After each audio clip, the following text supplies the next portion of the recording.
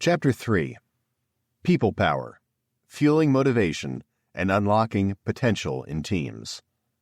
Hands-on Learning and Mentorship. When you work in the oil and gas industry, teaching and learning are not just part of the job, they are the job.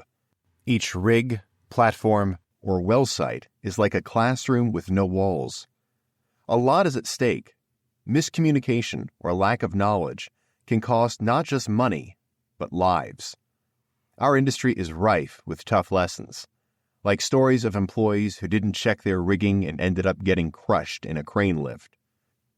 Or take those who skipped the right protective gear for handling chemicals, only to end up with their hands blistered or worse. I've seen these scenarios unfold, and I've been in the thick of it myself. Once, checking for a chemical leak on a pressurized stainless line. A fitting that wasn't installed properly blew apart, and I ended up with a spray of 13 pH corrosion inhibitor across my face. The immediate aftermath? Parts of my face blistering, my lips swelling up like an overcooked sausage. The learning process in this industry is ongoing.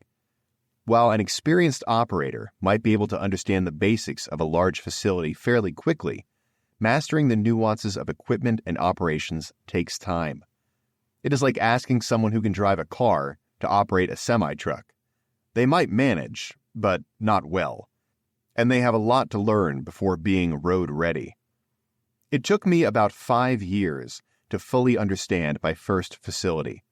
My second facility took 2 years, and my third, only 15 months, thanks to the accumulated experience. Similarly, supervisors who transfer to different facilities continue to learn. I've observed them spending hours simply walking around the new facility, similar to newcomers, to get acquainted with its specific features. After years, they know what it takes to get up to speed. Time spent in the field with their nose on the paper, looking at piping and instrument diagrams. When it comes to onboarding newcomers, I've developed a multifaceted approach that aims for thoroughness and consistency. Let me share my strategies for effective training. Best practices for successful employee training.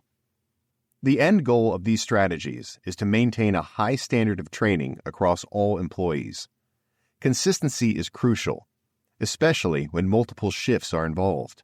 Knowing that everyone is trained to the same level helps assure the reliability of the entire team. Whether it's understanding the layout of a plant, getting hands-on with wireline tools, or mastering the operations of specific machinery, we aim to make learning as interactive and immediate as possible. You can read a manual all day, but until you have actually turned a valve or followed a pipeline, it's all theoretical.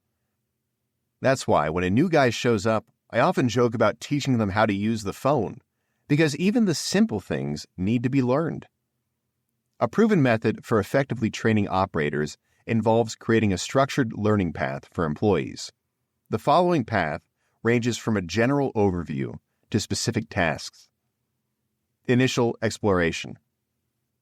Upon arrival at the job site, it's tempting to dive right into tasks. But I have found that a more relaxed introduction can be beneficial. I encourage newcomers to take a comprehensive tour of their work environment. This could take a week or two, depending on the size of the facility.